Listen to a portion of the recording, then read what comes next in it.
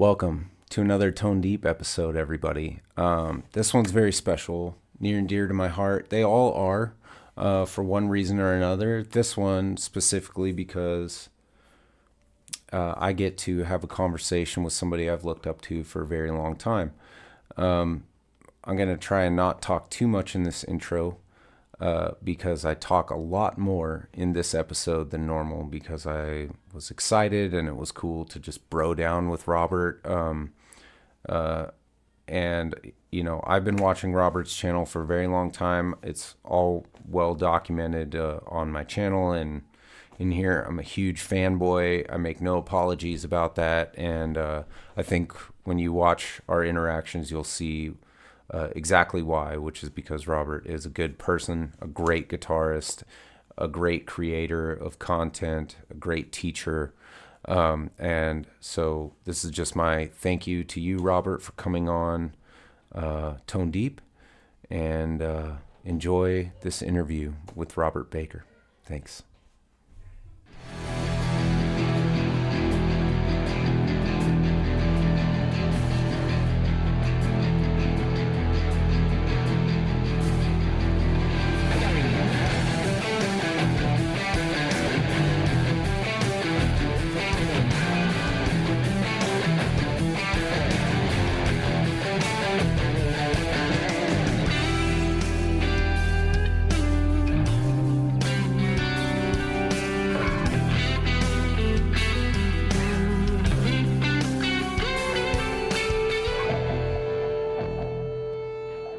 Robert Baker, I am honored to have you on Tone Deep, sir. Thank you for joining me.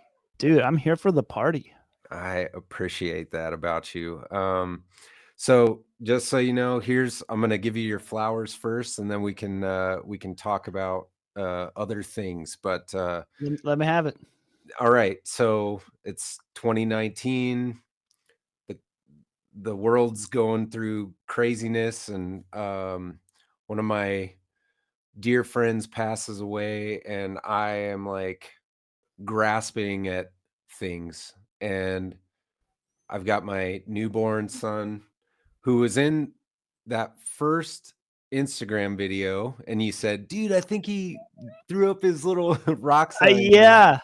So my routine at that time was I put him to sleep on the couch so that my wife could get some sleep without a baby tugging on her all night long. Mm. And so she would take our oldest to bed, and then I would stay up, and I was like, "Oh man, you know, it's Marty Schwartz." And it's like there's all this guitar YouTube that I had no idea about. I was not living in that world at all. And Oh, I that's come cool. upon one of your late night live streams, and I'm like, "Man, this is awesome." And then I start, you know, the algorithm does what the algorithm do, Right. starts feeding me your videos and stuff, and then I'm like, this is my thread. I can connect to my friend who was a really, really amazing guitarist, uh, through playing guitar and trying to get better.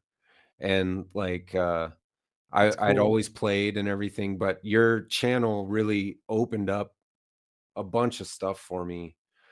So I am just really grateful that you were around at that time, that, you know, I was able to find your content and, you know, kind of latch on to a guitar teacher that was teaching things that I was really interested in. Well, I appreciate that for one a lot. And it is kind of funny, and it's something I say a lot is that I think sometimes it's easy to, I don't know, some people come to you and say that, like the videos mean a lot and all that stuff. And it's like, oh, in our mind, I'm like, I'm just making another guitar video. So it's kind of cool to hear that because I'm like, oh man, I'm glad that it's at least something somewhere has meant something to someone to where they've enjoyed it or maybe turned them on to a new idea of playing or something like that. So I don't know. I appreciate that, man. Yeah, dude. Well, you know, it's the feelings mutual. The whole podcast thing it's completely selfish of me. I am going after people that I want to that I want to connect with, and sort of like we humanize each other in these types of interactions rather than just I drop a comment, you leave a like, comment Right. back. We have like a little back and forth, or we're talking on IG sometimes, and that's all of that is awesome. I think that it's great that you're a person who makes himself accessible in that way to fans and fellow creators and stuff. But when we get to be here and it's not quite face to face, but cross country, it's kind of the best we can do. And Yeah. so I'm really happy to like be on here, share sort of my story of like, discovering your content, what you do, your music and all that stuff. And just sort of maybe I don't know who wouldn't know of you at this point, but if there's one person that comes on here and is like, what's this long-haired guy about? And then discovers what I got to, then I guess it's worth it. That's really well, I mean, that's really cool, and, yeah, they'd be like, "Look at this dirty looking hippie." There's what does he do? To me, this stuff is cool, and this would happen when I used to go to NAMM a lot. People would walk up and say that they watch the videos and stuff, and it's cool because, I mean, it's always typically, I mean, just me in here talking to a camera, so sometimes you can forget, it's like, well, yeah, on the other side of the camera are real people, even though you spend 90% of your time in the room by yourself talking to, an inanimate object. Yeah. Well, actually, when you say it out loud, Yeah. I'm just weirder by the minute. Well, it is Long-haired, dirty, weird funny. hippie. Alex from Super Danger, who I interviewed, said something very similar. Is kind of like I'm in here talking to no one, and that's why he created the characters for his channel, because he Mhm. felt really awkward about doing more like what you do or what I do, which is more of just like direct to the camera, knowing Yeah, that there are people on the other side. And he was like, I needed the characters to just make me feel like I wasn't just talking to myself, that I was like doing something. And that's why his videos are so theatrical, I think. they're um hilarious. yeah, really good. But it is interesting that you have made that same observation, is kind of why I was bringing Mhm. that up, because it is something that I think about as well. What do you hold in there, sir? What do you got in I was your just lap? well, just a big old boat anchor of a guitar. So, one of our similarities is our love of extremely heavy, Les Pauls from the 70s. Yeah, So, this one's a 79, and you were saying yours is a 78, correct. Yeah, mine's right? a Yeah. 78, and yours is a Kalamazoo made, right? Yes. So, if you look at Yep, the little what is it? KM there. KM, yeah. So, to anyone who doesn't know, it's a kind of a fascinating guitar for Gibson because it was their first attempt at a 59 reissue, and like they couldn't have gotten it more wrong. I don't think they could have tried to get it more wrong, but they did. And and a couple things though, like the pickups that are in it, because a lot of people ask, like, are those DiMarzios? What are those pickups? And they're T-tops. They're the same thing that came in all of 70s Les Pauls. Well, not all of them, but the majority of them. Yeah. But these have the double cream bobbins that DiMarzio sued Gibson over and won, and that's why you only see these in a couple models and really only for like 2 years in the Gibson catalog. I think that's a cool thing about Norlin era guitars, is because that was kind of like they were experimenting with a lot of things at that time. And Yeah, just 70s in general. right, and so there was a lot of, like, little niche rarities that Mhm. happen, around that time, like this one being the Nashville made. um, it's the deluxe, so it has, which isn't rare at all. Most people converted these to, like, P90s, Mhm. um, but this one does not have a pancake body, Oh, which most of them have been known to have. Yeah. So in 78, it's seemingly, I don't know if this is true across the board in 78, but it's certainly true for mine. It's not a pancake body. It is the three-piece neck, Mhm. the three-piece Same. maple neck, but it's not that sandwich body. Yeah. Um, so I do think that that is really cool. And that was another thing where I think it was on one of your live streams. And obviously the KM has been well documented at this point. Like we've all seen it go into surgery at Glazier's, and that was a really cool Yeah. video. How's it playing right now, by the way? I mean, it still plays really good. The frets are, just dead. There's like no frets left on it. So I have to get it refretted at some point, but it's it's weird because some people are just like, "Well, just get it refretted." I'm like, "Yeah, but it will change the way that it feels," Yeah. and I know it did that with my Strat. Like I played that after I got it refretted the Strat for probably a year before it started really like feeling like good again. So I'm Sure. like, there's a long period of like this guitar will not feel the same for quite a while. You And know, when my dad gave me this, he said, "Don't ever refret it." oh And really? and it's the same. It's, them 70s this thing is on the board. Mhm. Like, it's Yeah. basically they don't call it fretless wonder for nothing. Yeah. But, he said to me, he's like, when I got it, he's like, "Look, you can do whatever you need to do to it." He's like, "Just don't refret it because you love the way it plays. That's Mhm. because of the frets, because they're Yeah. so low and wide." And people say you can't bend, but it I yeah, I've never had I mean, any issues with any same on like a Strat though with the old, yeah, uh, that round radius on it.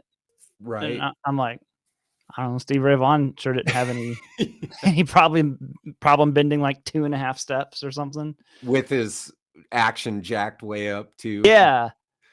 It was all twisted and warped, apparently. Um, Yeah, he had crazy I've heard like, Philip Sayce, if you're familiar with him, he plays like with like crazy action too, and a lot of those guys, I'm just like, I don't know how I mean, I like high-ish action, but mhm. not that crazy, telephone A wire, mile off the thing. mile off the fretboard situation. Yeah. Well, I just always thought it was cool that you had most people don't have 70s Les Pauls. At the time when I discovered your channel, they hadn't really blown up yet in price or anything like that. And they kinda Um, are now. you're probably half responsible for popularizing it. Uh, I think that probably the case. I mean, Trogley, do you ever watch him? oh yeah. Yeah, he did a Yeah, lot for it too. he did a lot of, like, KM stuff, and we did a video together finally at one point because he Yeah, was I in remember Ohio. that. I remember that. Yeah, but, yeah, I mean, I think we just, helped shed a little light on it. There was already, like, a kind of like an underground, like, people knew about him a little bit, but there aren't many around is the issue. I in my experience with these, and it's pretty limited. I haven't played a bunch of them or anything. Trogley's had a ton of them in his hands Mhm. over the years, but this this example is I've never picked up a guitar that I've connected with as quickly or as deeply as I have this 1970s hunk of mahogany. Like, it just is a Yeah. great instrument. And I thought it was cool that you had one of similar, in a similar era or the same era that you felt that way about. Cause that is probably the longest running guitar on your channel, if I'm not mistaken. Yeah, I think next to my wife's VG Strat, which I don't use very often. Yeah. She's had that since she was a kid, but um yeah, I mean if you think about it, and there's a lot of like famous, rock stars who played 70s Les Pauls, and I think a part of it is the maple neck, the three-piece maple neck. is so snappy if you want to go down the tone wood Sure, debate. sure. It is. It is. Disclaimer. But I mean, you think like Zach Wilde, like his when he was with Gibson, that was based off of his 70s custom, which Adam Jones. yeah, Sykes, 70s Yep. custom, Randy Rhoads. I mean, all these guys played these 70s Les Pauls, which all had maple necks and all that kind of stuff. And I'm like, I really think there was a sound to them, you know? Yeah. Well, I don't know about you, but and I obviously have different pickups in mind, but when I flip on in the treble position and I flip on my Nauticlon or my Tube Mhm. Screamer, holy Moses. Like it goes from clean to dirty in 0.6 seconds. Like it's Yeah. really, really hot and it is really bright. And I think part of that has to do with the neck construction for sure. Yeah. And it's part of it. And I know for me, until I got that heritage, but I kind of like I wasn't really interested in Les Pauls because I'm like, well, this is just kind of I found the one that I like, so I didn't really even like look into them. The gold top, which to me is like a whole different beast because it's Yeah. P90s and stuff. But um, it's same like when I got my Strat, I was like, I just stopped. I was like, oh, I have my Strat, I have you my know? Strat. Yeah. Yeah, I'm like, well, I don't know. I that's my strat. Like I don't need 5 of them, or Right. something. So, and same with this. I was just kind of like, and this is always the guitar that I test everything with because I'm like, I just know what this guitar sounds like so well. So whenever there's an amp or pedal or something, like this is always the guitar I grab first. And I'm like, oh, okay, yeah, I like the way that sounds. Or like, that doesn't sound very. Like it's the litmus, like if you don't like the way a pedal sounds with that guitar running through it, then you probably won't like the pedal kind of a thing or Almost, yeah. I mean, yeah. it's like I just feel like this thing sounds good with everything because it's Mhm. the right amount of like low end and it's real snappy at the same time. And I'm like, I don't know. If the KM doesn't like it, then it ain't for me. Hey, Gata don't play. So That's right. Um, no, I mean, actually, that's a really good segue because my next question was going to just be like, I think it's very well documented. You use the Axe effects for most of your video recording, but yeah. let's say you want to. I see you have your pedal board over there right Oh now. yeah. What's your go-to like pedal board situation into an amp situation? Um I so my now my gear is scattered across Nashville. Of So course. some of it's not here. But normally I have a Rev D40, which I think I got like the second one of those. So it was an early one, and that's Mhm. over at my buddy Adam's house. That with the Z-Rec and then the super lead. How do I point? Looking at reverse There you go. of the camera. There we You go. got it. Those are the one. To me, I'm like, that's all the sound I could probably ever need. Is those three, and really at the end of the day, I'm like, a Marshall is what it all boils down to for me. Is I'm like, to me, that's like when you think of the sound in your head of like rock guitar or something Yeah. like that. People probably associate it with a boogie, whatever you think of. I'm like, I think of a Marshall. Like that Mhm. to me is the sound of rock guitar and distortion, and I want the crispness that comes along with that, and I just plug into the super lead all day. Nice. I mean, I remember the Rev videos, when you got Mhm. it, and yeah, the tone is crazy in those, and, I remember the Dr. Z videos, those weren't that long ago, um, Yeah. but it's kinda fun because we can talk about this stuff, and every time you mention something, I'm like, "Oh, man, I remember that little run of videos," or, those little, things along the way, following the trail of Robert's gear, but, the Well, that Marshall has always been there, yeah. um, for sure, and I remember when you got the super lead because you had what did you have before the super lead? So Um I had the 800. Mhm. Terrible at this point. There I had yep. and that was my old guitar teacher's 800 actually. So Oh, I'll never cool. get rid of that one. It's a, the 2204 vertical input. And then I had a Marshall Origin, which I still have. That's the one I was thinking of. Yeah. And man, I don't care what people say. I think that's like, for as it's not cheap, it's still a lot of money. But when I bought mine, it was like $500 for like a 50-watt Marshall that sounded like a Marshall, and I'm like, yeah, I mean, all day, baby. It has reverb. It sounds great. It's a great sound of Marshall.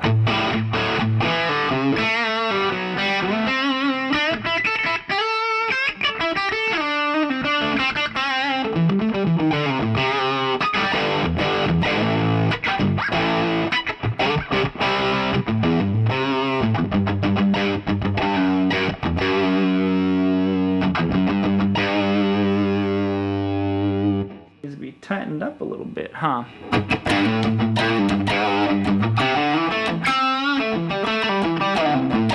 That's not even with the boost. Let's boost it.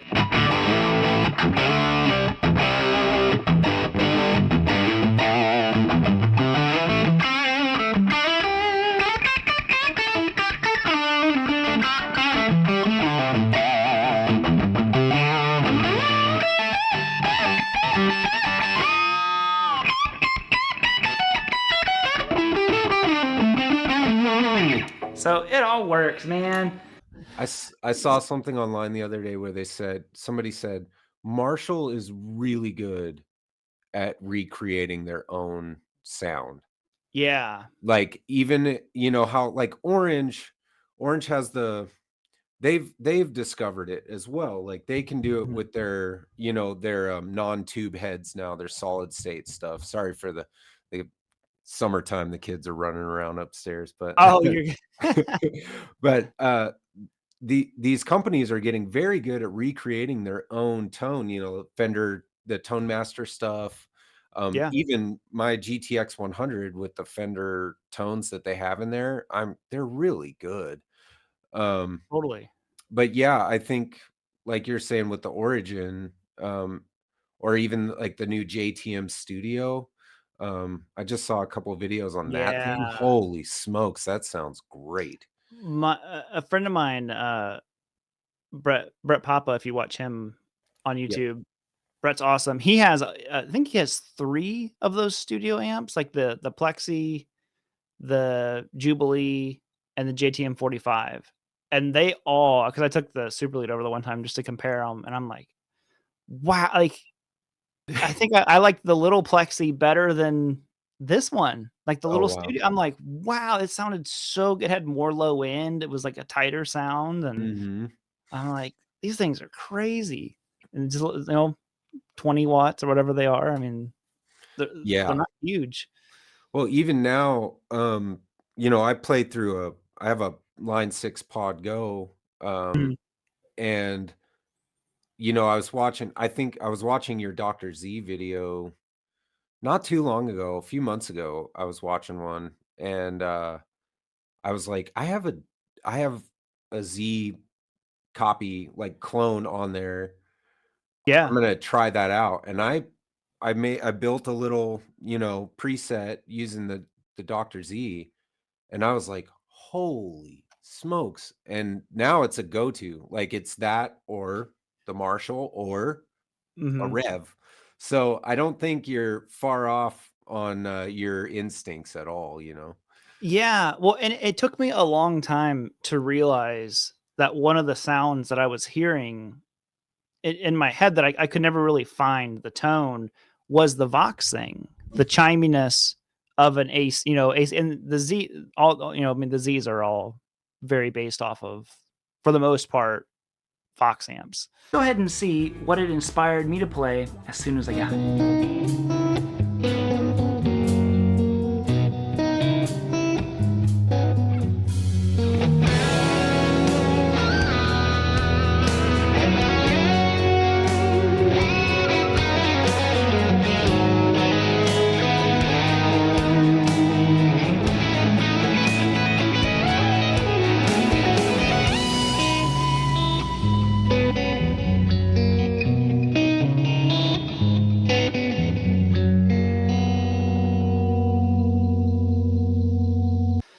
And I'm like, when I heard it, I'm like, that's the chime I've been hearing, but I wasn't sure how to get it. Like the Marshall didn't have it, Fender never had it.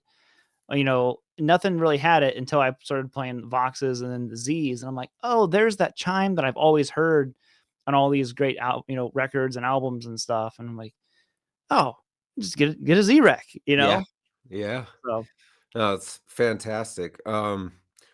What about your pedal selection? What's kind of, I know you got the Rockman recently and yeah, you've been loving on that thing, but what's on your board over there? on the board.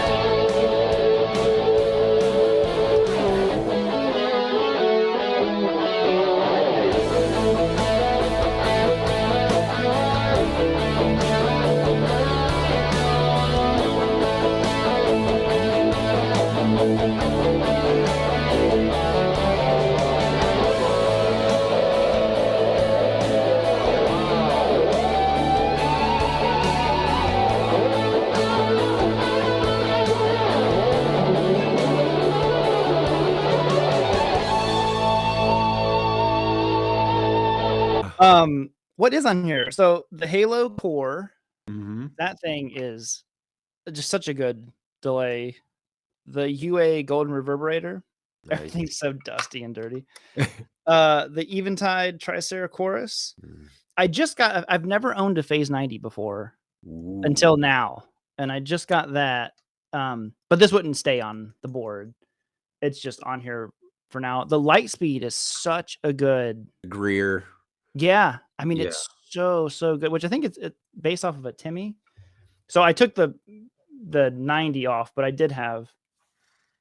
Oh, Adam took that. That's why I took that off. I had a Timmy on here, and then the Argo fuzz from Mythos. Yep, that's my favorite fuzz pedal. And then the Freakout is the greatest pedal ever made. What does that do? It's just feedback. It like if you had your amp.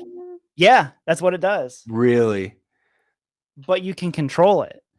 And you can control what kind of feedback it gives you. So if you want it to be like, you want it to feedback to a third of the note that you play, or the fifth or the seventh, and it's an expressive foot switch. So you can either hold it down and it'll like ramp up with how hard you're pushing on it, or it can be latching on. So many cool things. It's the coolest pedal ever. That's pretty awesome. I can't recommend them enough. I used to use it at clinics whenever they had first come out, and no one really knew what they were. So I would get these notes that would just sustain forever. Sustain for days. You have a bite on that one. And they would, how are you doing those notes? I'm like, oh, it's in the fingers. And then at the end, I would tell them, like, I'm just kidding. It's just pedal. It wasn't in the fingers. It was never in the fingers. Oh, that's funny. Well, cool. Well, thanks for sharing your little gear setup there.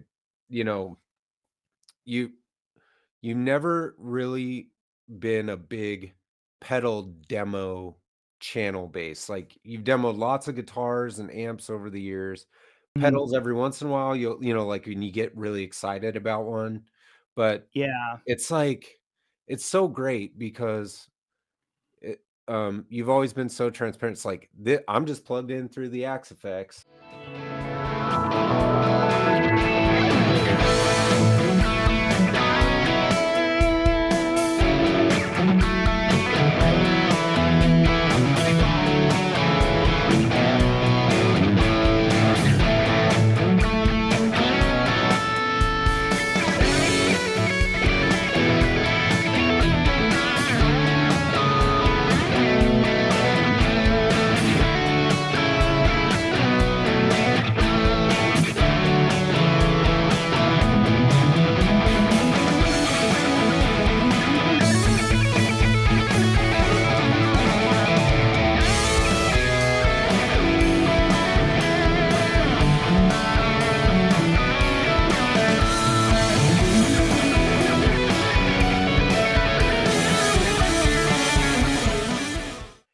you know, there's a lot of like hoopla on guitar YouTube about going through tube amps and playing, you know, playing original stuff and no pedals and just straight into the amps good enough. And it's like, yeah, but when you're recording a YouTube video, it's really nice to be able to keep control the volume level, Oh you yeah. know, Well, and for and the me, tone of the Axe effects is amazing.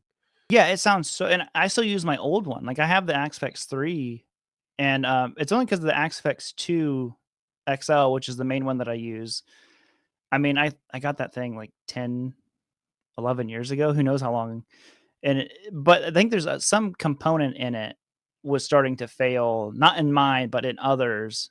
But I think they stopped making whatever that component is. So I think that's what brought on the Axe 3 even being created. Sure. But yeah, I'm just like, to me, what sets the Axe apart from all the other modelers, everything else, is the effects, and particularly the delay and reverbs that are in it.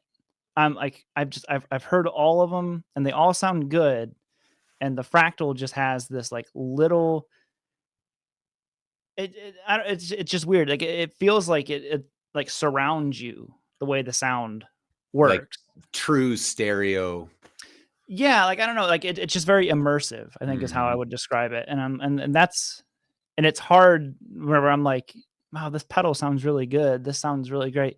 Then I plug into the Axe, and then all of a sudden it just like engulfs the room with this like huge reverb. And I'm like, man, no, that's the sound. Everyone who comes over here who tries it, because a couple of my friends here in town have now gotten FM9s or Fractal stuff. They Nice. all came over and tried it, and they're like, dude, this, because it sounds good in videos, but in the room it sounds 10 times better because like, Right. you know, you get to actually feel it's still moving some air and stuff. I mean, it's going through the 8-inch monitors and all that kind of stuff. So yeah, the Fractal stuff is, I love it. I'll, you know, can't say enough good things about it. Fractal Homer for life. Yeah. That's I good. mean, Well, I'm all for I it. mean, I've found gear like that. I've used Line 6 stuff since the Kidney Bean days, and Oh, I've man. always loved every iteration, like, every time that Mhm. they do something. So I know kinda what you mean. It's like, you know, but it is nice when a brand that you already like hits a sweet spot and they just made the perfect thing for you, and you Totally. don't have to buy anything else if you don't want, you know? Do you have, or have you ever had like an FM9 I've from Line never 6? the Podgo is the only, like, unit like that that I've ever owned, um, but I would absolutely try Fractal. It's just I kinda landed on the same thing that you're talking about. It's like, I got the Podgo. I was so happy Oh, with yeah, the way yeah. it sounded that I never looked again, you know, like with the KM, like, I'm done looking for Les Pauls, like, I'm done, you know. Yeah. And sorry, I said FM9. I forget what the Line 6 pedal was. M9. Oh, the Oh, no, M9. the DO4, but the M9 is the multi-effects unit Yeah. that sounds so good. Like, I have one in the closet, but that one, it's incredibly simple to operate is what's crazy about it. You know, the Helix, I had a Helix, and just any of the modern monitors, like the interfaces are a little bit like much sometimes to like They can navigate be, around yeah. through. Yep. Until you get, I mean, once you get used to it, then it's not so bad. Like, Do it is sweet though when you find a brand and it's just like, I can have this. I don't need really anything. And then you're free to like kinda like you do where you only pick up or show a pedal when you really, you know, love yeah, it. well, the pedal world, the only reason why is like I just genuinely don't like learning about stuff. Just in general in life. I don't like learning stuff. No, when it comes to gear, like so many pedals, especially nowadays, and now this will be my like get off my yard thing. I I I just don't like whenever there's like all these hidden features and pedals, and you like you hold the button down too long, and it engages some like hidden like alternative mode where none of the knobs do what they're supposed to do. Now they're all flipped and revert. I'm like, no, like I don't want any of that stuff. I just want simple. If you look at all the pedals outside of the Halo Yeah. on my board, they just do one thing really. Oh well, the Tricera chorus. I should say that one. That one's kind of crazy. But I'm gonna take that one off because I got an old 80s. You can see right there, CE2. Ooh, Um, nice. that was on there too. I was just messing with other pedals, but um, I'm just like I just want them to do one thing really really well. Not I don't want to do 10 things. Just do one. You know, that was my problem with the original. I love the original Halo, but it's like you have presets, and then it's like if you hold these buttons down, it does some other feature, and I'm just like I just don't need it to do all that stuff. So when they came Yeah. out with the core, I'm like that's all I want. All I want is the Halo sound and a quarter note. You know, Right. not Right. I don't even do the slap. You know, like I don't even do the country thing. I just it's all I Not want. yet. You haven't been in Nashville long enough, maybe. Give it time. Give Yeah, it that's time. right. You'll get bit eventually. So the next question I wanted to talk to you about was actually a fun topic. Your t-shirt game, sir. Oh Um, yeah. legendary, legendary selection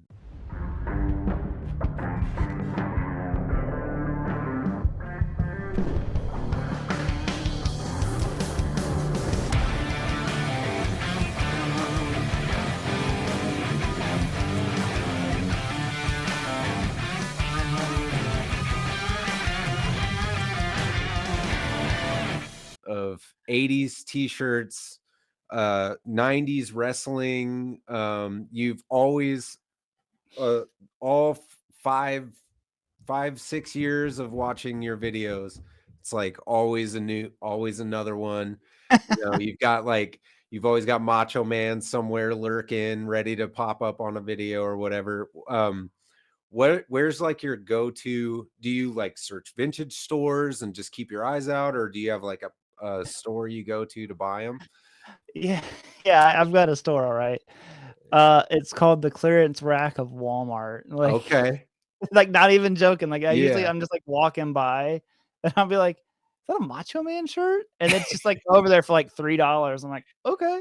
Yeah. And then, yeah, 'cause, truthfully, I don't buy many clothes. I think a lot of it is probably more, my wife and my mom, because it's always like, "What do you want for your birthday? What do you want for Christmas?"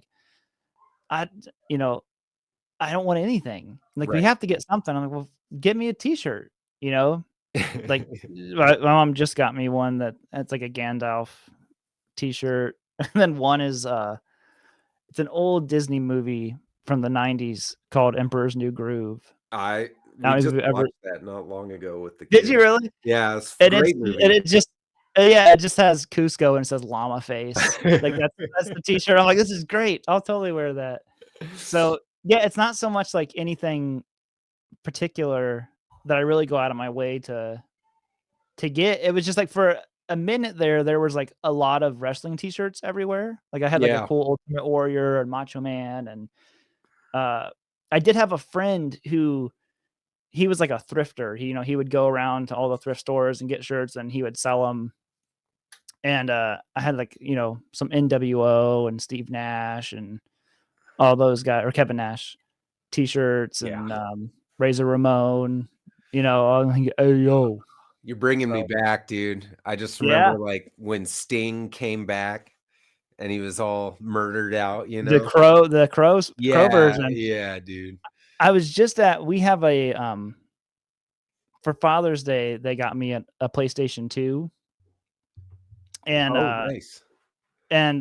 we have, like, a retro vintage game store here in town, and I was looking, and they had the old WCW NWO Revenge for Nintendo 64, and I'm like, Yep. "Oh, man, the That hours was that the we spent." game, dude. Yeah, the hours that were spent playing that game. Just wasted. Well, fond memories, so maybe not Yeah. wasted, but well, it's funny, my kids just got a my mother-in-law came up for a visit and brought them an old Super Nintendo that we had been stashing for when they're Oh, old man. enough, because like, we're kinda Yeah. not trying to like just let them run rampant on video games and stuff like that. But Totally. I was like, if they start with Super Nintendo, those games are fun, but not ultimately addictive. Like, I Yeah. distinctly remember being able to flip the power off and get up and run outside Mhm. without really any issue. I Yeah. think it's because you die and go all the way back to the beginning. And you're like, "All right, well, You're I'm like, done with "I'm that." done." Yeah, you just get you're like, "I'm tired of this," and you leave, But, Yeah. yeah, they just got, so we have, like, we were playing some Donkey Kong Country the other night Yes. and, Super Mario World, which, of course, is classic, but, That's a total classic. that's really cool that you got a PlayStation 2, though. That's Yeah, we have a bunch of, we have, like, a cabinet that has, like, an NES, a Super Nintendo, a 64, and then now a PS2, and, I mean, and I have boxes of games from when I was a kid, so I nice. still have all the games that I had on it, and we found funny when we were moving, there was a box in our garage, and I almost just threw it out because it just looked like it had a bunch of papers and stuff in it. And I just happened to open it up because it had, like, the box above it, there was water damage on Oh, it, okay, yeah. and I'm like, "Ah, this is just junk." And something made me open it, and inside was, like, our old Game Boys and, like, all these old Oh, games. I'm like, "Man, I'm so glad I didn't throw this away." dude. Well, I'll tell if you like that kinda stuff, if you ever look at it's called My Retro Life. I don't know if you've ever seen it. It's this guy who his dad was, like, a filmmaker in Hollywood or something, and he just had a camcorder back in the early '90s and recorded all of the stuff of him, like, when he got the Super Nintendo launch, when he was a kid.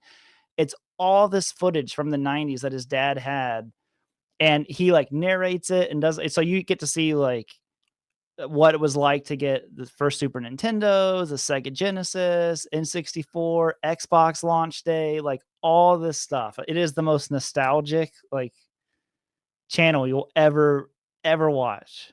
I think that's what the yeah, we'll get into some questions about your love of '80s guitar here pretty soon, but what I think the '90s did really well was, like, Mhm. when we were kids, they presented everything to you as, like, a grail item. Like, Oh yeah, and when you got the Super Nintendo, had the game, the controller, you take it, I mean, the presentation, it's like totally unparalleled. Now you just like open a white box and there's another white box sitting in it, I you know, know. and that's fine.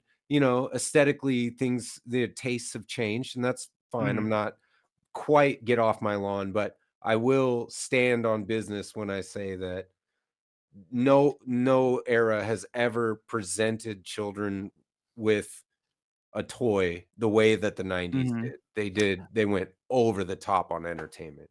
Yeah, well, and if you think about it, when we were kids, all that like the technology was growing like leaps at like from NES to 64 to GameCube, like, those were huge jumps and, like, "Oh, it's 16-bit." It's all these different things, and nowadays, it's like, the games already look like it's a real person. I'm like, I can't even tell how do you get better? And they're like, "Well, the processing power is this," and I'm like, but the graphics were already amazing, We had bad graphics. We had to go through, Yeah. like, Ataris and all that kinda Yeah. stuff. Well, listen, I learned my times tables based on computing power, ratings. It's like, this is the 8-bit, this is 16-bit, this is 32-bit, 64, Yeah, 120, So, yeah, I know it happened really quick, and, I just remember, like, getting a PS2, when I was, like, I think I was a senior in high school, and my yeah. mom hit me with the 250 to go get a PS2, and it was like, holy now I had a Dreamcast, so I was almost there. It's like the Sega Yeah. Dreamcast was that in between unit that nobody knew about. I had a Dreamcast. That's Nice. funny. Yep, and I loved the Dreamcast, like, it was so I remember when they announced it was, like, dead, like, they're not com no new games, I was like, "What?" Heartbreaking.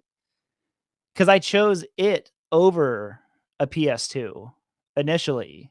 As like I was like, I want the Dreamcast, and I wanted that, and then so I'm like, I don't need the PS2. I don't want it. And then I was like, oh no, it's dead. Like, Yeah, dude. That talk about a heartbreak story. I mhm. mean, that was like that I have a bunch of ROMs on my computer of Dreamcast games cuz I had to play them. I missed them, Yeah. they're really awesome. But all right, dude, your channel, I just did some research on this. Your guitar channel is one of the oldest guitar channels on YouTube. You Is it filmed your really? first episode okay, YouTube just turned 20. You filmed Mhm. your first video 18 years ago on a potato in the dark.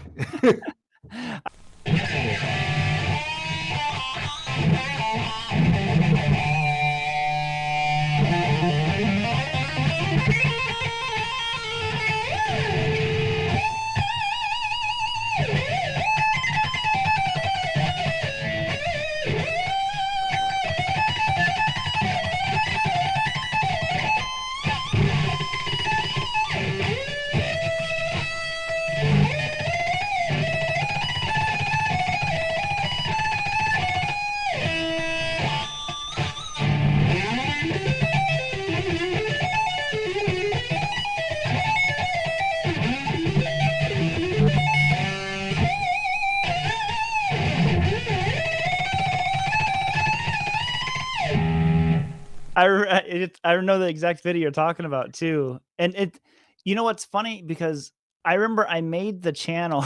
It's funny enough because there was like video. It was guitar videos. Oddly enough, that it was like you had to be 18 plus to watch it, and I'm like, a guitar video, and so then I made a account where I put in like date of birth, whatever. So I think in 2006 is when I made the channel, but it wasn't ever to like make videos. It was just like, oh, this is how I have to watch. This is where they have man, it was like Gus G had like the Fire and Fury or something like that. There was Yeah. some video or something I was trying to watch. But yeah, that's crazy because I think it was like right around 2012 is where I was like, oh, I discovered like Rob Chapman and all that Mhm. kind of stuff. And I'm like, oh, I already have a YouTube channel. I should make videos too, So Yeah. Well, I just think it's really cool to like you're kind of like an elder statesman of guitar YouTube at this point. I'm the old man. Did your channel has it exceeded is it what you when you first like started in earnest, is it where you wanted it to be, say? I mean, like, did you ever have a vision for it, or is it exceeded all expectations, or Oh looking yeah. back, what do you think?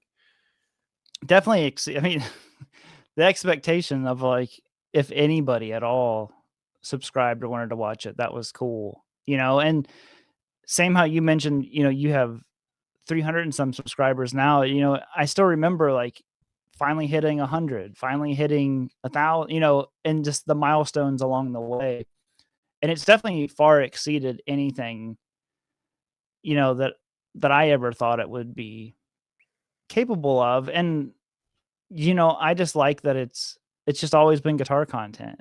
It wasn't ever trying to bring people down or make fun of, people because there was like a phase where that was like a big thing in the guitar community and all that. And I'm like, you know, Yeah. it's big views, it gets you all that kind of stuff, but Yeah, clickbait. yeah, and there's nothing. By all means, clickbait's part of the game. Sure. For sure. Like that's just part of it. But yeah, I think it's all the biggest thing I think that exceeded my expectations was like the community that it built around it. Like that's been like the I guess you don't even like consider that in the beginning. You're just like, I'm just making videos. And because I went to school for media communications and stuff like that. So I was already like, oh, I know how to like edit some video and do all this kind of stuff. And I was just doing it for fun. But then you kind of start building a community of people. And I'm sure you're already experiencing that. You Yeah. as soon as you start and you're one of the big ones in the community, you know, on my channel. Like, you know, now when I see your comments or I see different people's comments, I'm like, oh, you know, like you know who they are, you know, almost. Like we don't know each other in person necessarily, but Right. you look for their comments and you know you're excited, like they're one of the regular people. They're part of that community that you built. Yeah. You know, I have a small community, like you said, that we're building together. And, you know, shout out Keith, Ubi, Brian, you know, my boys. And it's a lot of fun because I'm not in a band and we all have small channels and we're building them up, you know. Mhm. And we're all in there watching each other's stuff and commenting and, you know, tracking each other's video. And that's a cool thing.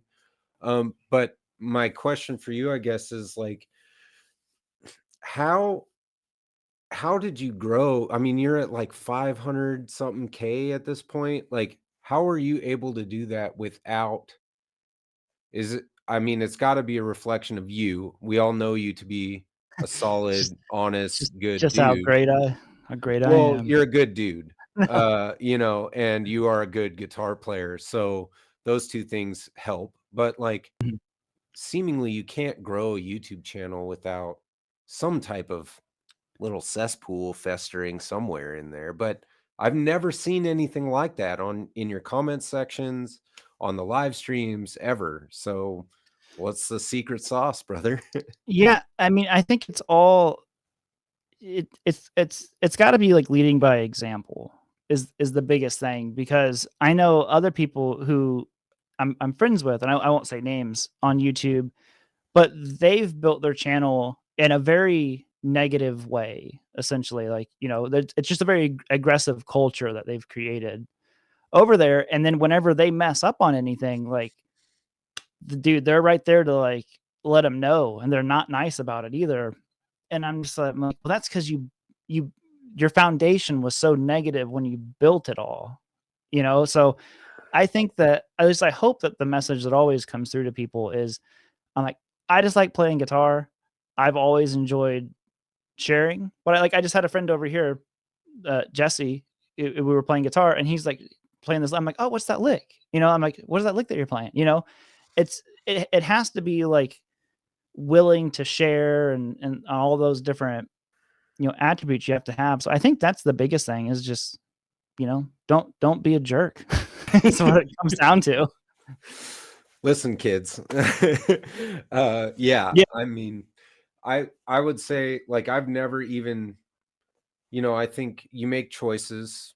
You can get a piece of gear and negatively review that gear, or you can, on the back end where nobody sees, you know, just politely return it to them and be like, hey, listen, you're not gonna like what I have to say about this, so I'm just not gonna say Mhm. anything and good luck to you. And I think people who have mostly that stance Yeah, um seem to avoid a lot of stuff in the comments. I think You know, so. my community is small enough right now where I don't really face any of that. And I think, to your point, I think I named it Sean Plays Guitar for the same reason. This is about playing guitar. I like playing guitar and I don't really want to talk about other stuff necessarily, unless, of course, it's vintage video games or wrestling t shirts. But you know, so yeah, I think that's right. I think you've Mhm. set a really good example on your channel over the years of just being like a real and kind person. And as part of that community, I will say thank you for being that because there is so much guitar negativity out there for sure. Oh, well, I appreciate that. And Yeah. yeah, I mean, I think so. And, you know, I think it's natural for anybody as they get older.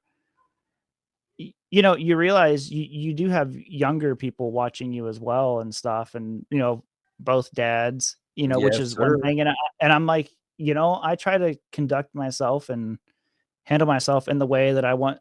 If my son sees something, I'm like, this is the way you handle the situation. You know, you have to adapt and do different things to it, but there's almost never a situation where, you know, being mean or something like that is really the answer to any of it. So Yeah, I agree. I mean, I feel like um it's been really good. I'm especially on here, I've just been able to connect with, and I don't know, again, is it a reflection of like who you are or just like what you seek out, maybe your inclinations or just to latch on to certain people. I love Tyler Larson's channel. mhm. He really like gets after it in the comments on his videos. Like he'll find, you know, negative stuff and make a video about that, which is cool because I do think that's an interesting sort of frontward facing way to address any negativity and stuff like that. Totally. But it, like you said, it kind of snowballs into the fact where you give that thing attention and it Hmm. feeds on the attention. I have a book, a kid's book that I got my kids, and it's called the Stanky Danky Dragon or whatever. And the dragon feeds on the child's negative energy. Right. And then he comes out and he blows his castle that he builds under this tree down. And the more the kid stomps and curses and, you know, does everything, the more the dragon can live. And then one Yeah. day he falls in love with his land and he says, I love this land. The more positive stuff he gave, the dragon just withered up and went away. Yeah. And so I love reading that book to my kids too, because it's the same message. It's just like, you want to stomp your feet and be mad, or do you want to, you know, say I'll get it next time and try again? Yeah. Well, and I think a lot of it's just the way, you know, you were raised from your parents. And one of the best things on YouTube is the hide from channel button, because anybody Yeah. who is coming into the channel and being just like super, just like nasty for no reason at all. For one, I'm like, I just feel bad for that person because I've never been in a situation where something was happening in real life and I chose to like go online to make it. I mean, it seems so weird to me. Like, Yeah. let me like post something mean about this person for no reason at all.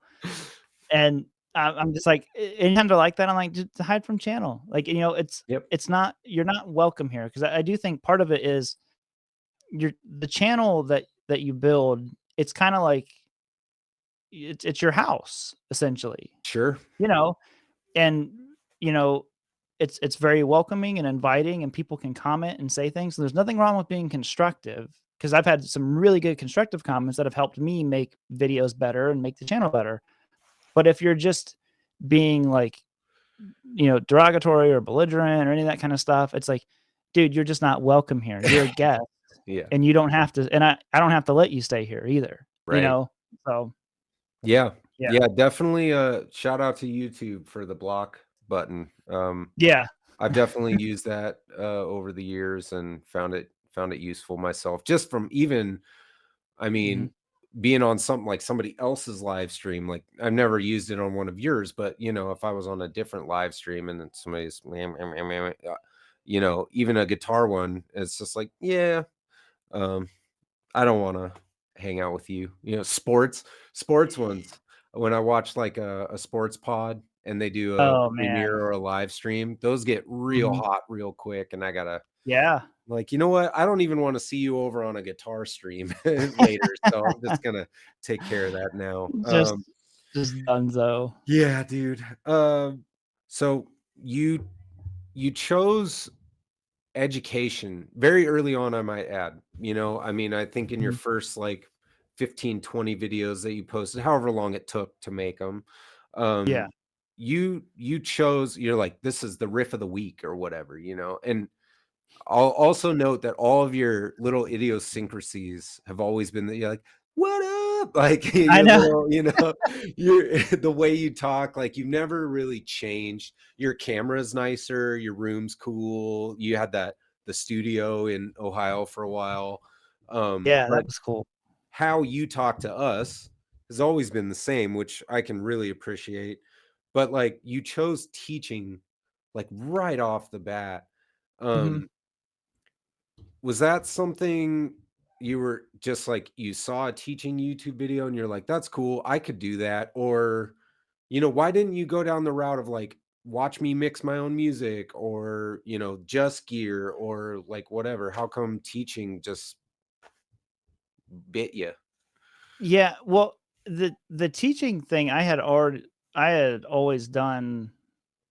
Like I had a friend who started playing guitar with me at the same time, and then we just started learning different stuff. And I was focused more on like Van Halen and Ozzy and learning all this kind of stuff. And he would like ask me to make well, what's a practice? Like make a practice routine for me to like learn this stuff. So I would tab out like, here, do this lick for your legato, do this lick for this. So I think I was already in that mindset of like, I just liked sharing what I was learning, because it kind of teaching helps you a lot too. Like it's not a total selfless thing. Like you evaluate so much of what you're doing, and you can kind of make yourself better by doing that.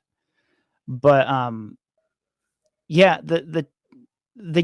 part of it was because I just, and I still to this day can barely operate gear. Like I don't know it. I'm not good at it. I didn't know how to record stuff properly. I had the most hillbilly rigged setup where I'm like, all right, if I run out of the headphone jack of the amp and into this microphone that has another out that has a 1/4 inch can go into this. And I didn't know. It was like, dude, all you need to do is get an interface and plug Right. into that. And I'm like, no. There's like 10 cables all over the place. And, That's so funny. yeah, so that was definitely never how to have a bunch of noise in your signal. Hey man, I used a $5 microphone and Crystal Audio Engine on a $200 PC back in the day, so I know what you're talking. We've all been there, I think. Yeah. Things have come a long way. But Yeah. I'm always just interested because I will teach my son. He has recently started. We got him one of those Epiphone Power Players guitars for his birthday this year. Did you post a video of him? I did, yeah, yeah, Yeah, yep. And he's learned like a G power chord and like an E minor and the A, that's cool. so which is like he's 7. I didn't learn that stuff till I was like 17, so I'm like feeling pretty good, but I don't wanna jinx anything. I'll teach him stuff, or, my Mhm. younger if he wants, and I'm here and I'm able. But what I'm really excited for, because I don't have enough chops to make me feel confident in giving somebody a lesson. I spoke with my buddy Mhm. Keith on here, and what he's doing is taking Guthrie Traps videos and extracting a lesson that he can teach to novices, because Guthrie Traps videos are for guys like you. They're not really for guys like me. He goes fast. He doesn't slow down. He Yeah, gives those Guthrie's lessons. amazing. He's so good. And Mhm. it's not like I'm blaming him for anything. It's really like there's levels to this stuff. And like Yeah, what Guthrie's explaining can be easily understood by somebody in a, intermediate to expert level, but it's really hard for a beginner. And so Keith has been taking Guthrie's videos and breaking them down into like a root basic lesson that anybody could. And I think that's really cool. totally.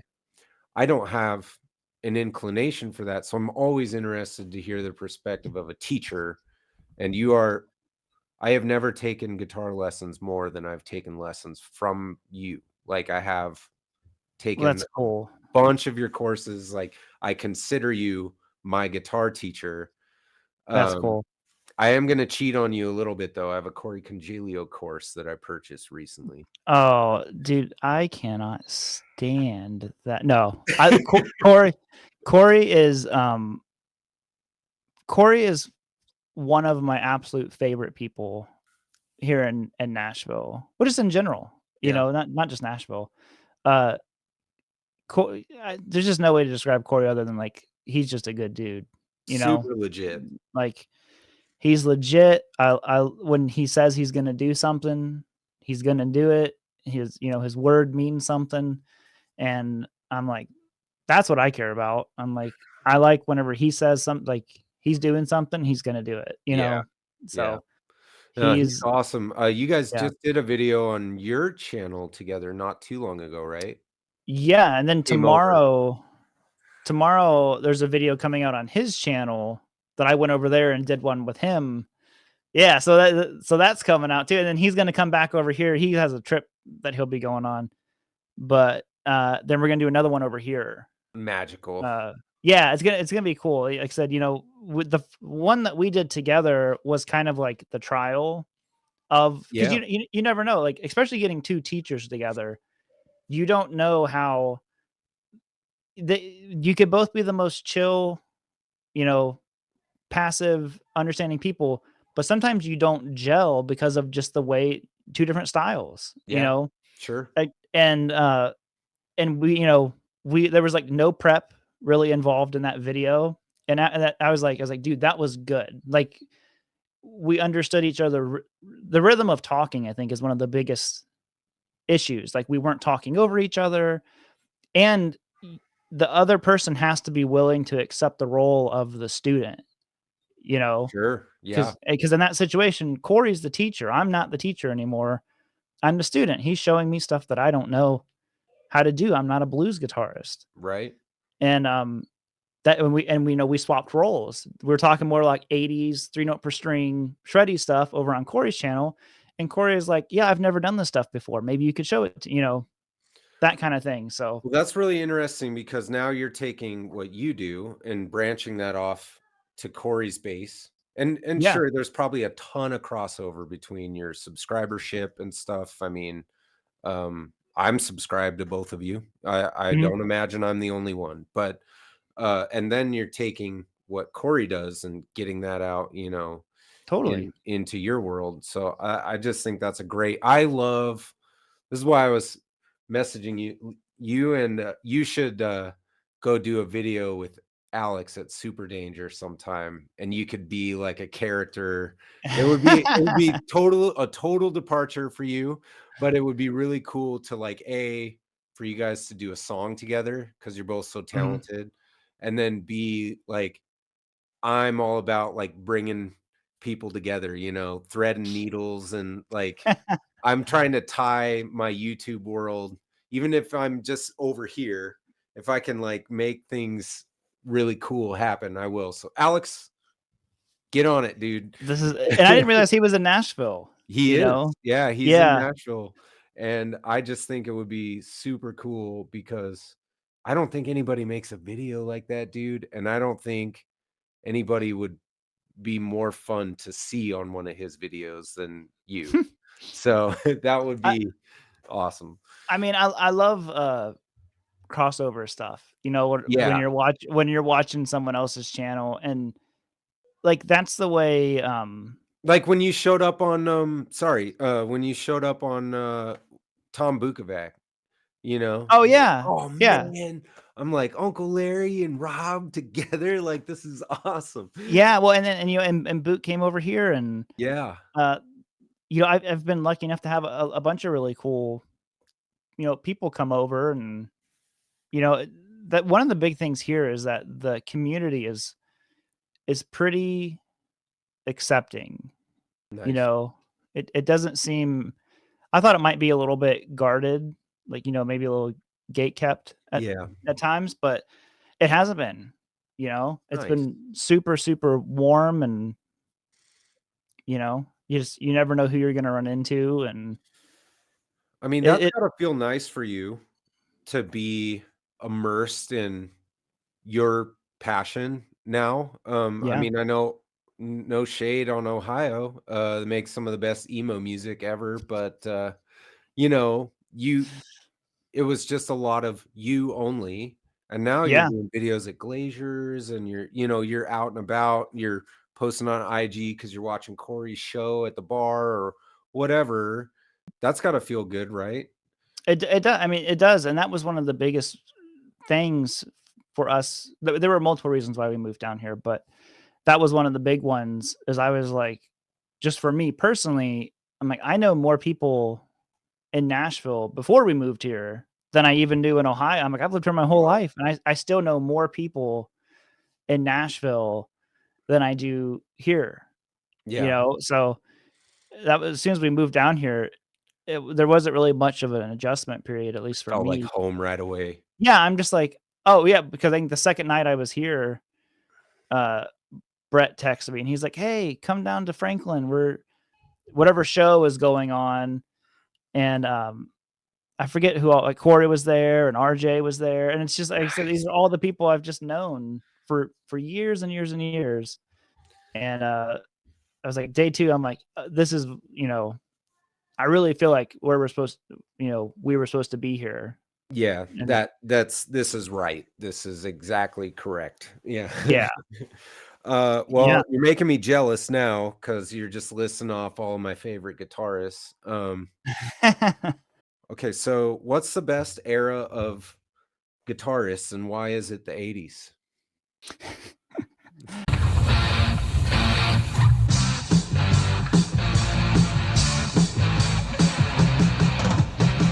Somebody told me you were looking for some more 80s. Well, I got it for you.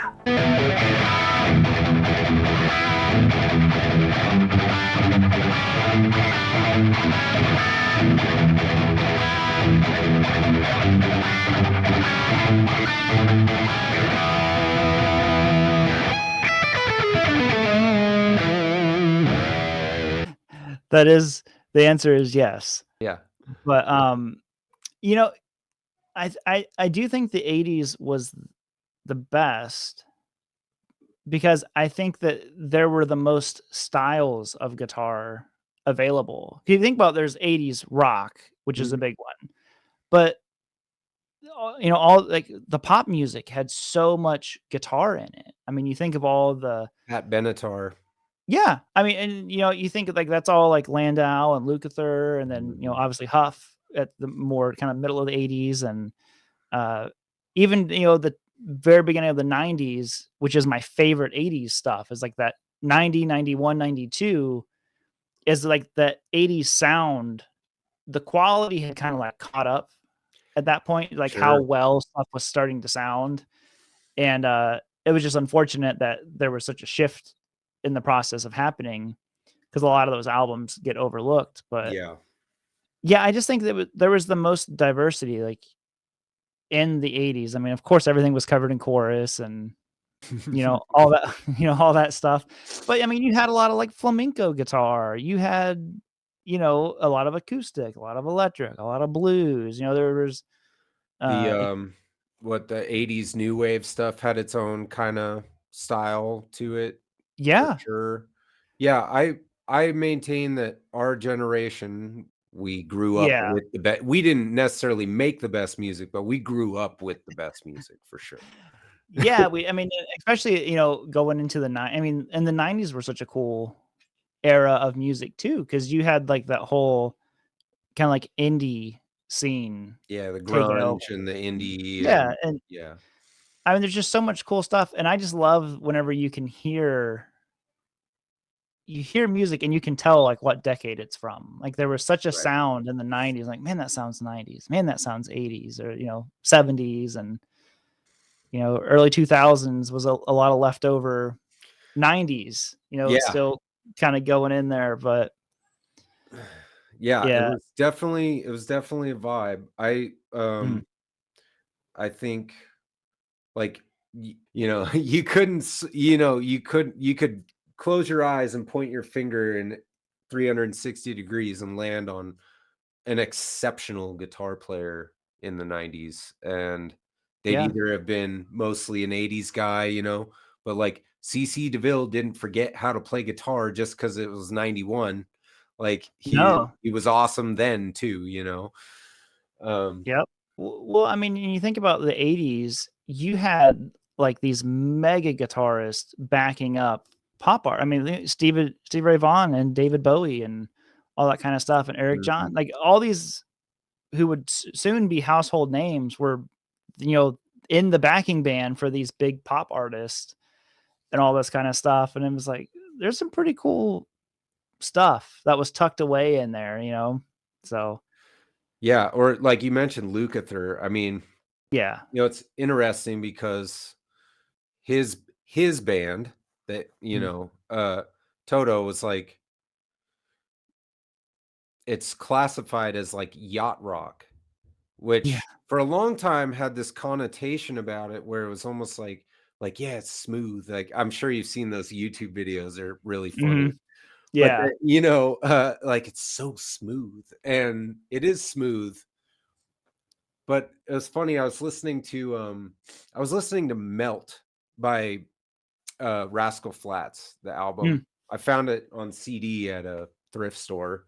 Oh, And nice. so I bought the CD, and my kids instantly love it because it's just full of bangers. So, Oh, great yeah. for singing along. But when John's a you great listen to guitarist too. and when you listen to the chord changes Mhm. and like the actual structure of the song, my wife and I were driving and we were listening to it. I was like, this is like really highbrow chordal changes are happening right now. Like, Mhm. this guy's playing Tom Bukovac 5-fret stuff, this isn't your dad's country music, like, at all. No, which is funny that you say that because the first 2 albums, the other than, I forget their singer's name, the band didn't actually play on those first 2 albums. It was all session guys, so it probably was Book I looked playing it up on. actually because I was listening to one of the songs from Melt, and I was like, "Did Tom Bukovac play on?" And I Googled it, and he did play on Rascal Flatts, but not on that album. Not that I believe album? it's the 2nd album, Mhm. but it all sounds like Brent Mason, Tom Bukovac, like those guys, like Dan, like whoever's there that was doing it then. Yeah. Like, that's what it sounds like. And that makes a ton of sense now that you mention that.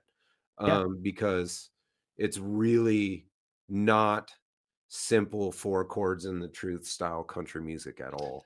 You know what's and that's what's funny because I had, when I would teach in person, I had one student and, she ended when we finally ended the lessons 'cause I stopped teaching, but I mean, I taught her since she was a little kid. I think she started when she was, like, 12 or Oh, something, and cool. then she was getting ready to go off to college, and I was stopping teaching. But I remember she started out, and we learned, like, an entire Taylor Swift album, like, when she was still Oh, wow. country. And I remember I'm like, "Oh, there's really cool stuff in here."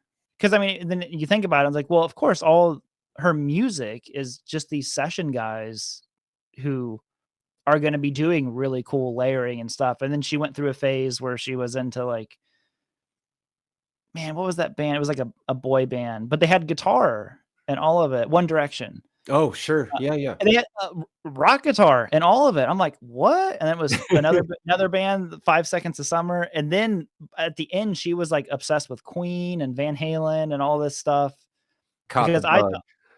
I would talk about Van Halen and all this stuff so Yeah. much, and then she really latched on to Queen. So we were learning, like, Nice. all these Queen solos and everything, and I'm like, "Man." So shout out to Greer because she Shout out. really yeah, she worked really, really hard, and she was a great student, and, uh, her family was awesome too. They were always super nice, so, Nice. That's yeah. cool, man. I mean, again, just speaking to like you know, you you have a way of teaching, and it even comes through in the videos. Like, if I could pay you to teach me lessons, I would. But you definitely have like a way of getting through to people and I think when we messaged, you were asking me for some feedback on that course. And Yeah. I think what I said is right, which is that you play it at tempo and you Mhm. show me how complex it actually needs to get to. But you're really good at making sure that I don't feel like I should be able to do that right now. And even the way you structure your videos, I don't feel pressure or defeat while I'm watching you do it at tempo. I feel like you always dial it back and you're like, now let's get there. Like, this is how Yeah. we get there. Well, I'm glad that that comes across. That's always the goal, you know? I liked I still like whenever someone will play like, I just did a couple videos with Andy Wood, Yeah, who Andy dude, is, crazy. terrifying, terrifying. I have one coming out on Sunday with him, Nice. and, but we did that lesson together, and he is, just 10,000 hours past where I am and be able to pick and do all this kind of stuff. And but yeah, he's willing to like, he's like, oh no, it's just this, you know, he's like, it's just this, man. I'm just doing this little thing right here. And I'm like, oh, what was that? And you know, so I'm like, I think that it just shows that someone is more interested in the other person getting it than showing like, this is how good I am at it, Yeah. you know, and Andy's, you know, willing to slow it down and be like, this is how you can get it too. You know, it's not too difficult. It just takes some time. Right. Well, it's a skill because, you know, people don't, it takes a certain amount of patience and then a certain amount of generosity because a lot of guys would just rather keep what they know to themselves. I think, you know, there's not a whole lot of interest in, um, like, obviously, you've monetized teaching, you know, so that it can be your job, but it doesn't Right. feel that way. It doesn't feel like I'm taking lessons from somebody who's just trying to get money out of me. It feels like I'm taking a lesson, and you update your videos and your lesson courses, and you give backing tracks. It's like I can tell you put your heart into your lesson courses, and that's kind of why I'm excited to take one of Corey's too, because I know he has a similar sort of ethos to you in that He way. does. Well, and I think the constant monetization is like a dangerous road to go down to anybody who's like trying to do YouTube, where eventually your channel will grow to the point where it can be monetized to whatever level you want it to be. But it's like as soon as you start basing all of your decisions and all that stuff off of money, it's like I just feel like that's a downfall. Like it's not fun anymore. It's not creative. It's just like, all right, I need to make this video to make a bunch of money. You Yeah. know, and it's like just make the video because you want to make it. Like that sounds like a fun video. Like, you know, you learned a Nuno lick and you're like, that's a cool lick for a video, you know, let's teach that, you know, Yeah. and that cannot, I mean, that to me, that was like, that's old. You talked about how old my channel is. I'm like, that's real YouTube where it's just like, I made this because I wanted to make it and it seemed like fun. And I thought someone else would like it too. Yeah. Like that's what YouTube started out as, you Mhm. know, every video doesn't have to be a plug for Patreon and, you know, all Yeah. this other stuff. It's just like, does anybody just make content to make it because it's a sick lick, bro. You know, like that's it. Like that's it. That's the catch. That's Well, I the think catch. that's why your channel's still good because I can tell when you make a video with a lick like, you were just excited to get that Sir, your new Yeah, the Sir rev. guitar, and I could tell you just wanted to do a video just so you could have that guitar in your hand and have an excuse to play it. Yeah, that's That's what what it most felt like of when the time. I was like, So, this is the story about how 5 guitars turned into one.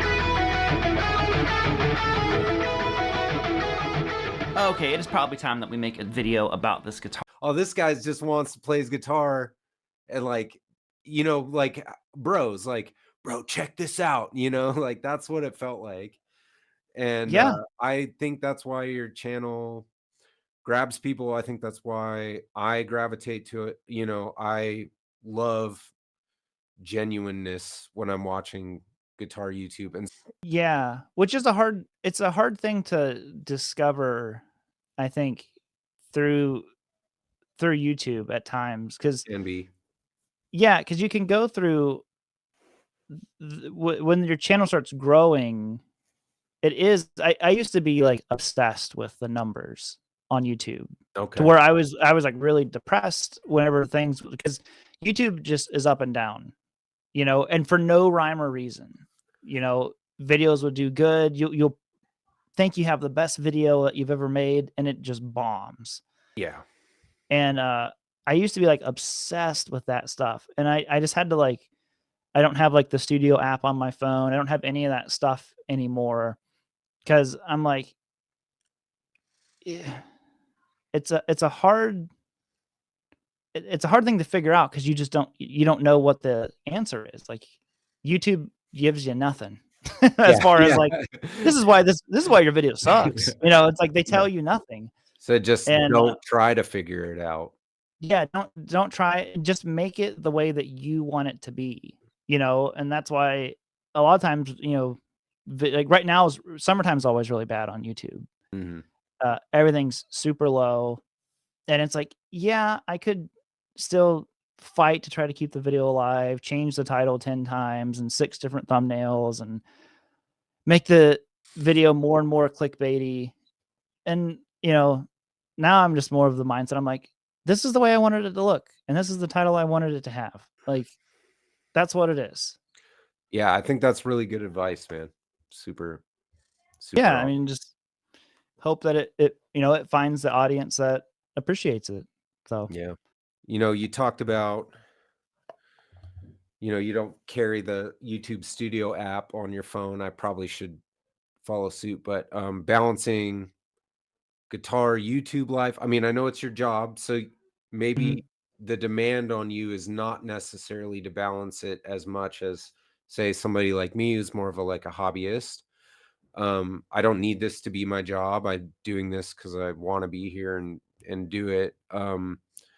But you were able to make it your job, so now you have, say, 8 hours a day where you don't have to necessarily be dad or husband, and you can work. But yeah, how did you balance the hobby of guitar YouTubing or playing guitar with dad life early on? horribly. Yeah. There It's was good to hear because I'm doing a terrible job myself. Yeah, it was a terrible job at it. No, I was, like I said, I was so obsessed with it early on, and it really came down to multiple conversations with my wife where she was like, you have to figure out how to turn this side of you off. You can't work on YouTube all day, edit stuff, upload it, talk about it afterwards, talk about the next one, like all that kind of stuff. And whenever we had the studio that was out of the house for a couple years, that was where it gave me the ability to separate. Like, you're going off to work. Like, here's a lunch Yeah. pail, go to work. Yeah. And when I came home, I just had an amp and, a couple of guitars at the house, and that was it. And I'm like, this is just fun. And it is kind of a weird thing. And my wife always says I'm weird for this because she likes to have a bunch of different hobbies. I'm like, well, my hobby is playing guitar and my job is playing guitar. And then I watch guitar videos all the time. And I'm usually texting my friends about guitars. Like right before we got on here, my buddy Adam sent me a picture of a guitar that he just got. And and she's like, how are you not sick of guitar? And that kind of stuff yet. I'm like, blaspheme, Gabby. Yeah, blaspheme. I'm like, I don't know. I think it's different whenever there's a difference between a hobby and a passion. Like when you're truly, truly passionate about something, I think, especially something that's endless, like guitar, like there is no end to it. You can't master it because there's too much to master. So it's a weird thing to balance whenever it's your job and your hobby. And, all you want to do is play guitar all day. Really, it just comes down to Gabby telling me yeah, you're not doing that today. You're helping me rearrange the bedroom today. Right. Yeah. That's what I did today. Well, now at least I was able to allow you some space to nerd out for a little bit today then. Yeah, as soon as I get off here, I have to go back. Go back to probably help her more. Well, I just know I have good days and bad days with it where I'm small enough now where I never really go too hard on myself about the performance of a video necessarily. but just like you, like while I grill steaks, like I'll pull up TED Talks Guitars live on Tuesday nights, and I'll listen and, you know, chat a little bit while I'm out there grilling steak, or like I'm always lurking on somebody's channel. Same. And so I know what you're talking about. Oh, look at that little guy, by the way. My little, the old Baker Blue Tele there. That's a throwback, dude. That was 3 years ago almost, I think. Yeah. Haven't touched it. It's still as it was. I haven't modded it or anything, despite thinking about I thought about for a while doing a Esquiring it, you know. Oh, you should. That'd be cool, because that really wouldn't change anything. I really love this thing. Yeah, man. Yeah. Appreciate this very much. It's a very, very cool guitar and really awesome. The noiseless and proof. pickups, I thought would be bad, but they're not. They're really good. No, they sounded pretty good, and I was just saying it's proof that, you know, everyone's like, you know, all these giveaways and stuff, like, you don't send out the guitars and like you keep them for yourself. I'm like, what do I do with all these guitars? Free guitar from Robert. He sends them out, and you can actually win one sometime. Yeah. I'll just thank you one more time. Thank you again for coming on. Of course. It was really cool to like actually talk to you. Likewise. And you know, I'm really looking forward to, you know, the next 5 years of hanging out on here and nerding out about guitar, because you really you reignited something that was like kind of dormant for a while. I'll always be grateful for finding your channel, and you know, just keep doing what you're doing. It's you're helping somebody on the other side of the camera. Well, I appreciate that, and I think that you know, you've already got a great channel, but the making of a great one, because I feel like you're building it the right way, and you know, can't stop, won't stop. Can't stop, won't stop, baby. But yeah, dude, thank you for the time. I really appreciate it. And absolutely, man. Yeah, I look forward to what you have coming up, and maybe we can get back on and do another one sometime. Yeah, just let me know. You know, usually just playing guitar. So oh, one more thing before I let you go. Sorry. My plug to you. So Dan Huff just made a solo album. Tom Bukovac made Plexi Soul. We need a Robert Baker music. I mean, Tyler Larson did one. All these guitar players are out there doing solo albums. I know your stance, so it's not a push, but if you ever wanted to do like a solo music only, guitar only album, you'd kill with it, dude. It's funny you say that, because I'm literally in the I just finished the third song for it. So it's like, let's go, dude. Yeah, so that's funny you even say that, because I was just finishing the third song last night for it. So with the rough draft of it. Did Dan Huff motivate you to do it?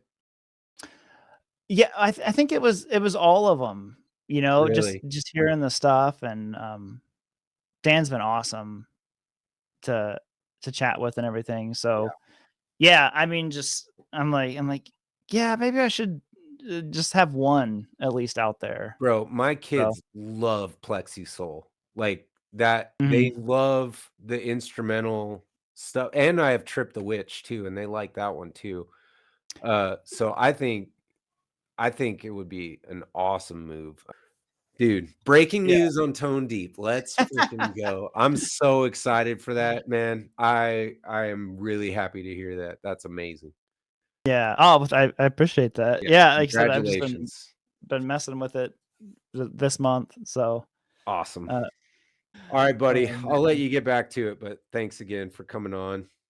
Dude, I appreciate you even wanting me on here, and of course, you know, we'll be around in each other's comment section. Yeah, man, that's right. So, I'll see you in your IG live streams. Yeah. Later, buddy. All right, bro.